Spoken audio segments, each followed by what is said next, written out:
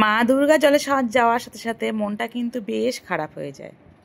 তবে মাথায় থাকে সামনে তো লক্ষ্মী পুজো আছে, আর আজকে কিন্তু সকাল থেকে তারই তোড়জোড় চলছে।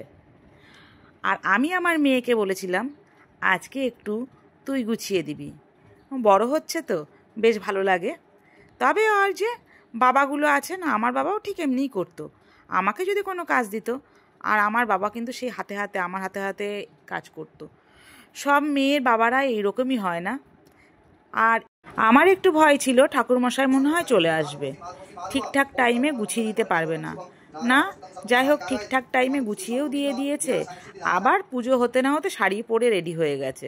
ব্যাস, এবার কিন্তু আমাদের পুজোটা একটু তাড়াতাড়ি হয়েছে। যাই হোক, আমি কিন্তু পুজো শেষের পরেই আলপনাটা দিতে শুরু করেছি, কারণ এত তাড়াতাড়ি ঠাকুরমশাই চলে এসছে, আমি আর পুরো বাড়িতে আলপনা দেওয়ার সময় পাইনি। তাই ভাবলাম খালি বসে আছি, একটু আলপনা দিয়ে দিই। আর এদিকে দুপুরবেলা খাওয়া দাওয়ারও জোগাড় করতে হবে। আজকে কিন্তু বেশি একটা খাওয়া দাওয়া করিনি।